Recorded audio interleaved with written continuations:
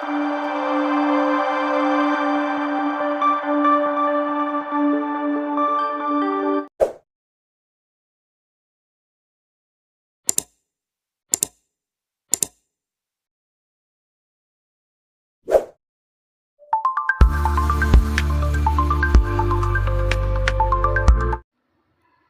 நாவல் பெருமையோடு வழங்கும் அடுத்த நாவல் வானில் பறந்த ஒற்றை பறவையவள். தனி ஒரு மனுஷியா தம் மகளோட தைரியமா வாழ்ந்து வெற்றி கொடி நாட்டிய ஒரு பெண்ணோட புரட்சி காவியம்தான் இந்த நாவல். நாவலை முழுசா கேளுங்க. நாவல் பற்றிய உங்களுடைய கருத்தை மறக்காம எனக்கு கமெண்ட்ல சொல்லிட்டு போங்க.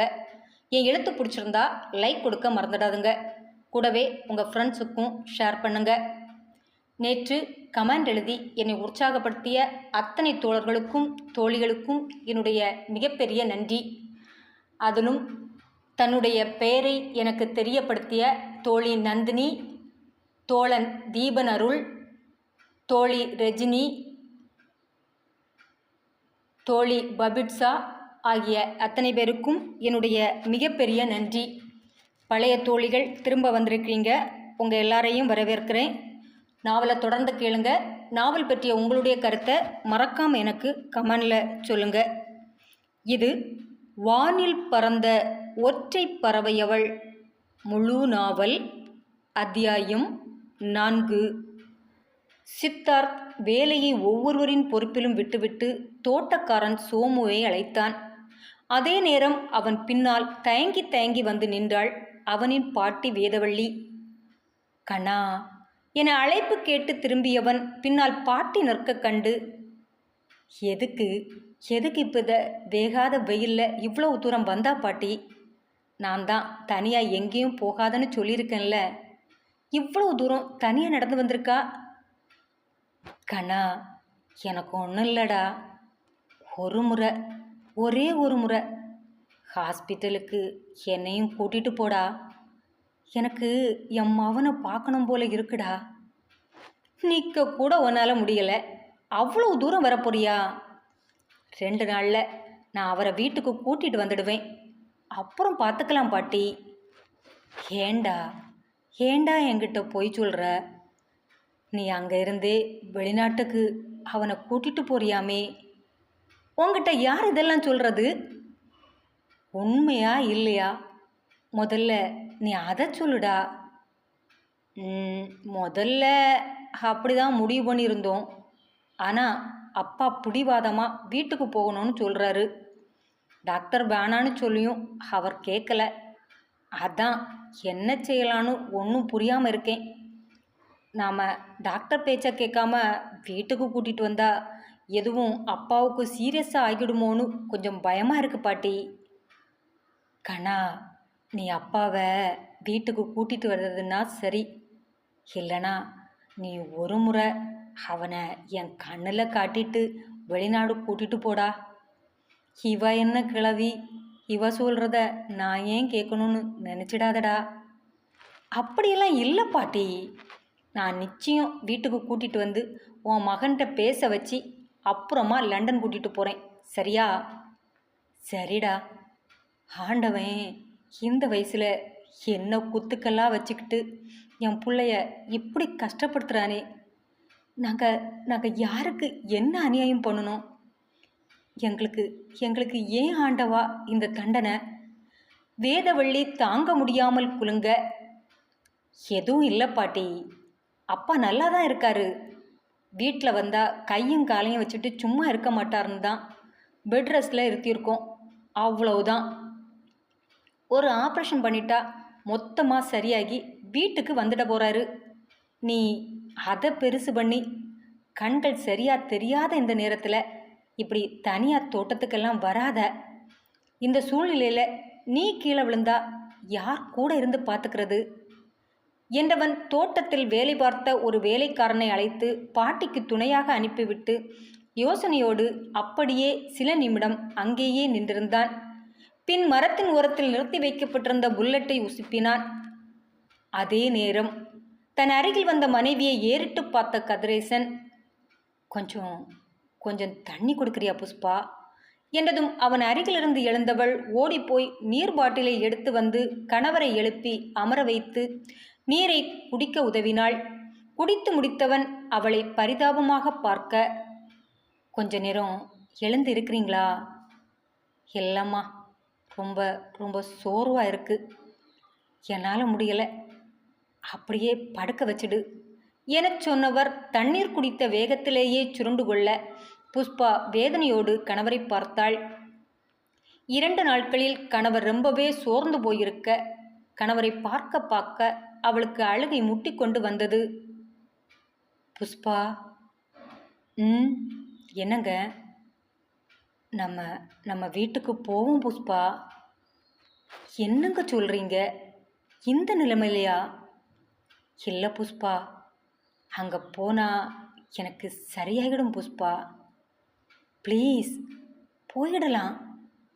எனக்கு எனக்கு வீட்டுக்கு போகணும் போல இருக்கு. ப்ளீஸ்.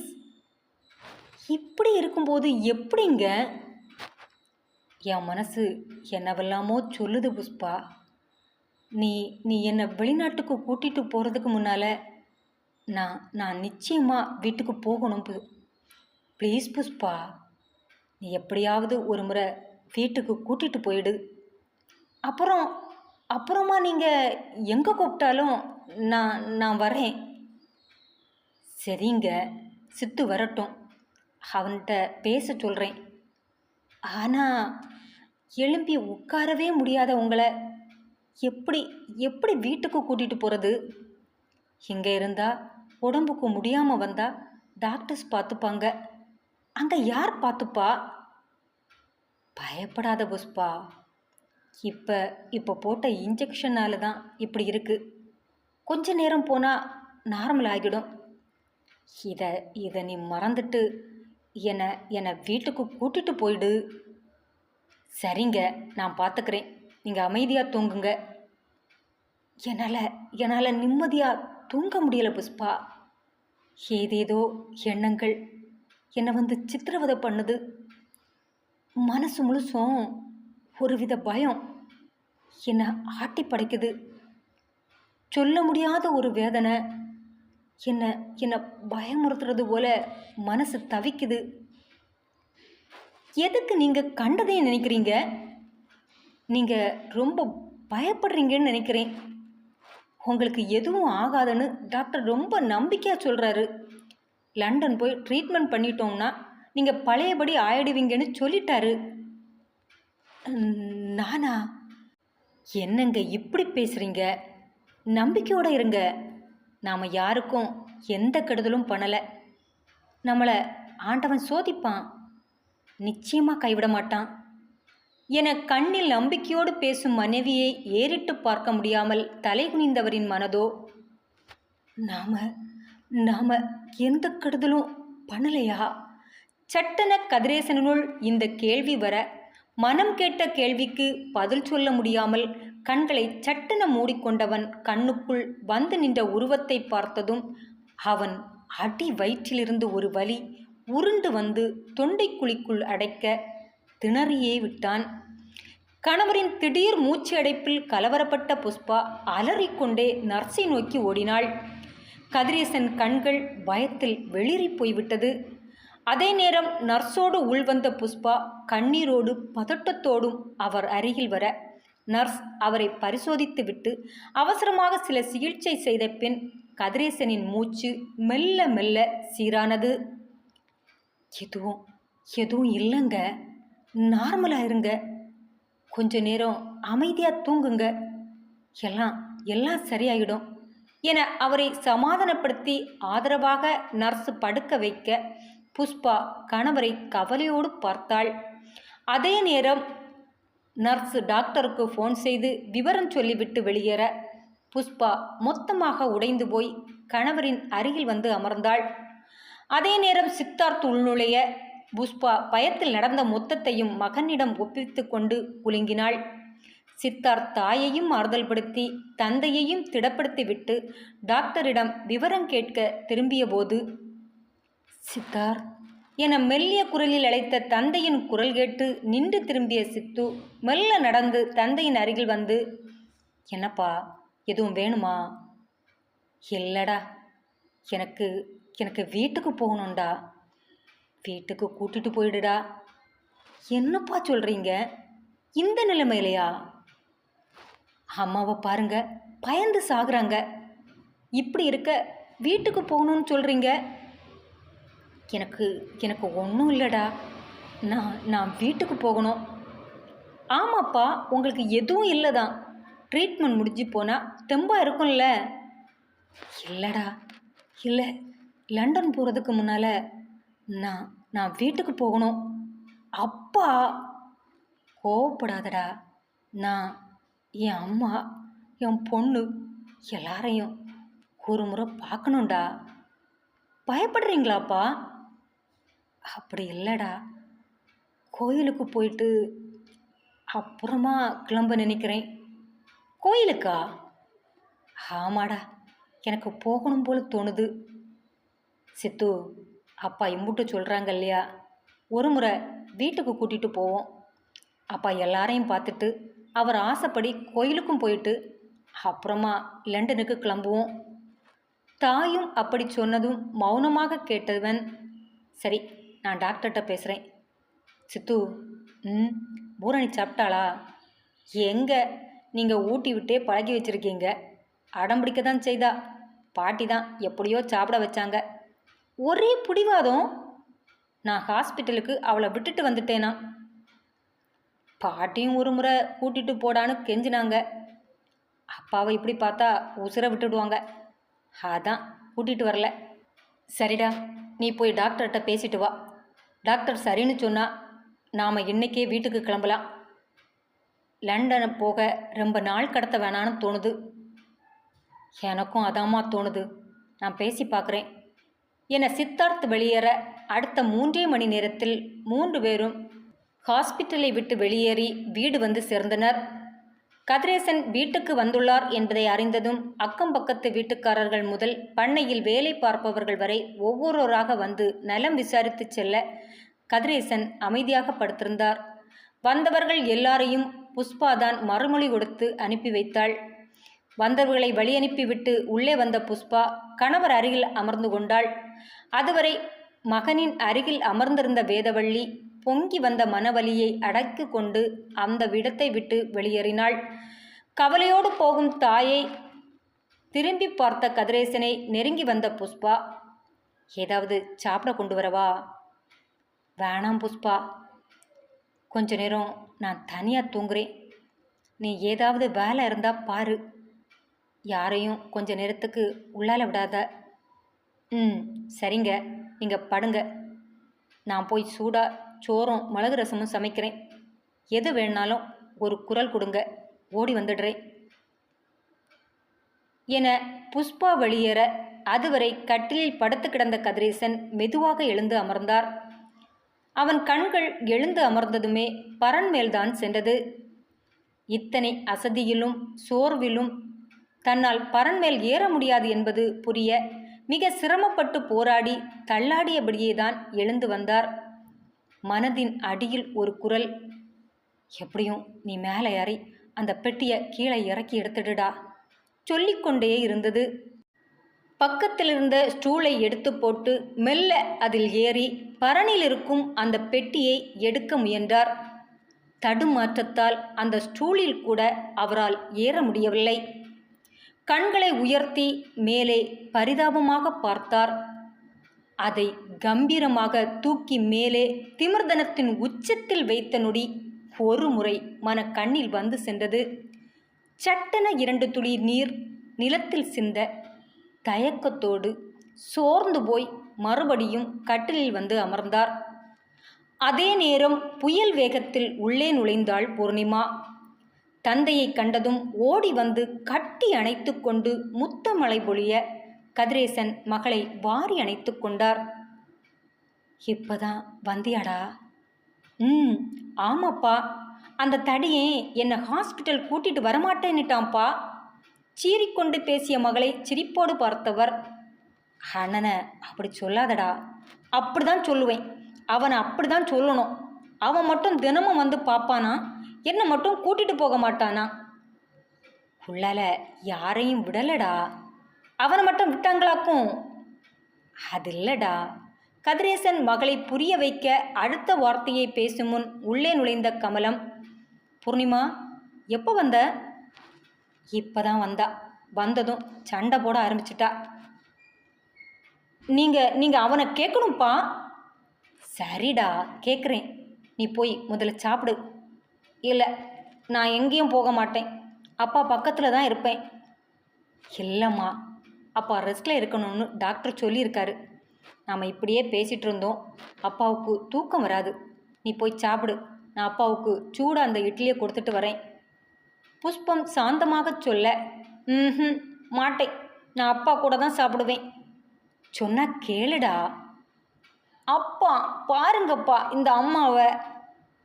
விடு புஷ்பா, நானே அவளுக்கு கொடுக்குறேன் என சிரித்தவாறு ஆசை மகளுக்கு கதிரேசன் ஊட்ட அதை கண் கொட்டாமல் பார்த்து ரசித்து கொண்டிருந்தாள் புஷ்பா. எவ்வளவு வளர்ந்தாலும் இப்போவும் சின்ன பிள்ளை போல தான் இருக்கா பூர்ணி. அவள் சின்ன பிள்ளை தானே? ஆமாம், 14 வயசு ஆகுது. இனியும் அவள் உங்களுக்கு சின்ன பிள்ளை தான். எத்தனை வயசானா என்ன, அப்பனுக்கு எப்போவுமே போட்ட புள்ள சின்ன புள்ள தான் என மகளை பார்த்து கண் சிமிட்ட மகள் அவரை கட்டி கொண்டு, அம்மாவுக்கு எப்போவுமே என் மேலே பொறாமப்பா. ஆமாடி, ஆமாம், எனக்கு பொறாம தான் என்று சிரித்து கொண்டே அவள் 2 இட்லியை கூட எடுத்து வைக்க, எனக்கு போதும்ப்பா, நான் போய் ட்ரெஸ் சேஞ்ச் பண்ணிட்டு வரேன் என குதித்து கொண்டு மகள் வெளியேற கதிரேசன் போகும் மகளை பார்த்து நின்றார். சட்டென்று அவர் நெஞ்சு பகுதியில் ஒரு இறுக்கம் எழ, மறுபடியும் திரும்ப வந்து என் ஆசை மகளை பார்ப்பேனா என நினைத்த போதே கண்கள் அவரை அறியாமல் குளம் கட்டி கொண்டன. கணவரின் முகக்குறிப்பை வைத்து அவர் உள்ளம்படும் வேதனையை உணர்ந்த புஷ்பாவின் கண்களும் கலங்கிவிட்டன. அதே நேரம் கம்பெனி ஸ்டாஃப்ஸ் எல்லாரையும் அவரை காண வர சிறிது நேரத்துக்கெல்லாம் அக்கூட்டம் அவரை விட்டு விலகவில்லை. நேரம் ஆக ஆக இருள் பூமியை படர படர ஒவ்வொருவராக விலகி கடைசியில் புஷ்பா மட்டுமே அவருடன் இருந்தாள். கதிரேசன் மனைவியை ஏறிட்டு பார்த்தார். ஏதாவது வேணுமா என்ற மனைவியின் கேள்விக்கு பதில் சொல்ல தோன்றாதவர் போல கட்டிலில் சுருண்டு கொள்ள, தூங்கட்டும் என விட்டுவிட்டு வெளியே வந்தாள் புஷ்பா. அவள் சென்றதுமே ஏதோ ஒன்று மறுபடியும் கதிரேசனின் மனதில் வந்து பூதாகரமாக அமர, அந்த அவஸ்தையை தாங்க முடியாமல் கதிரேசன் தடுமாறிப் போனார். ஏன் இப்போதெல்லாம் அந்த ஞாபகங்கள் அடிக்கடி வருகிறது என்று அவருக்கும் தெரியவில்லை. ஆனால் வந்து தன் உயிர் வரை வதைக்கும் அந்த வலியை அவரால் தாங்கிக் கொள்ள முடியவில்லை. புஷ்பா இரவு உணவு முடித்துக்கொண்டு கிச்சனை சுத்தப்படுத்திவிட்டு கணவரின் அறைக்குள் நுழைந்தபோது கணவர் ஆழ்ந்த தூக்கத்தில் இருப்பது தெரிய ஓசைப்படாமல் கீழே பாயை விரித்து படுத்து கொண்டாள். 4 நாள் சரியான தூக்கமின்மை, காலையிலிருந்து ஒரே அலைச்சல், கணவரை பார்க்க வந்தோரையெல்லாம் உபசரித்து அனுப்பியது என எல்லாம் சேர்ந்து படுத்த 10வது நிமிடம் புஷ்பா தூங்கி போனாள். தலையை தூக்கி மனைவியை பார்த்த கதிரேசன் புஷ்பா தூங்கிவிட்டாள் என்பதை உறுதிப்படுத்தி கொண்டு மெதுவாக எழும்பினார். நைட் சூடா இட்லி சாப்பிட்டதாலோ என்னவோ கொஞ்சமாக இப்போது தெம்பு இருந்தது. அது வீட்டிற்கு வந்துவிட்டோம் என்ற ஆத்ம திருப்தியால் கூட இருக்கலாம். மெல்ல எழுந்தவர் இப்போது ரொம்பவே தடுமாறாமல் அந்த பரன்மேல் இருந்த பெட்டியை நோக்கி சத்தம் வராமல் நடந்தார். காலையில் ஒரு சுவரின் ஓரமாய் எடுத்து போடப்பட்டிருந்த ஸ்டூலை எடுத்து போட்டு ஏறி ஒரு வழியாக அந்த பெட்டியையும் கீழே எடுத்து விட்டார். இதுவரை சட்டையின் உள் பாக்கெட்டில் மறைத்து வைத்திருந்த சாவியை எடுத்து ஓசை விடாமல் அந்த பழைய தகரப்பெட்டியை திறந்தார். உள்ளே தெரிந்த பொருட்களை கண்டதுமே அவர் கண்கள் நடுநடுங்க ஆரம்பித்தன. அந்த நடுக்கத்தோடவே ஒவ்வொரு காகிதமாக பிரிக்கத் தொடங்கினார். ஒவ்வொரு பொருட்களும் ஒவ்வொரு நினைவுகளை அவனுள் தவழ்ந்து வந்து நினைவூட்டி சென்றது. அத்தனை நிகழ்வுகளையும் ஒன்றின் பின் ஒன்றாக திரையிட்ட மனதால் அது அத்தனையும் ஒரே நேரம் தாங்க முடியாமல் அவன் கண்களோ விழி நிறைய நிறைந்து நின்ற கண்ணீரை வீதி எங்கும் சிந்தவிட ஆயத்தமானது. அத்தியாயம் தொடரும். என்ன ஃப்ரெண்ட்ஸ், நாவலுடைய 4வது அத்தியாயம் எப்படி இருந்தது? உங்களுக்கு பிடிச்சதா அமைஞ்சிருந்ததா? மறக்காமல் எனக்கு கமெண்டில் சொல்லுங்கள். கமெண்ட் எழுதி என்னை உற்சாகப்படுத்திய அத்தனை தோழிகளுக்கும் தோழர்களுக்கும் என்னுடைய நன்றி. இந்த நாவல் பற்றிய உங்களுடைய கருத்தை மறக்காமல் சொல்லிட்டு போங்க. நாவல் பிடிச்சிருந்தா லைக் கொடுங்க, உங்களுக்கு தெரிஞ்சவங்களோட ஷேர் பண்ணுங்கள். மீண்டும் நாளைக்கு இந்த நாவலின் அடுத்த பகுதியோடு உங்களை சந்திக்கும் வரை உங்களிடமிருந்து விடைபெறுவது உங்கள் செல்வம்.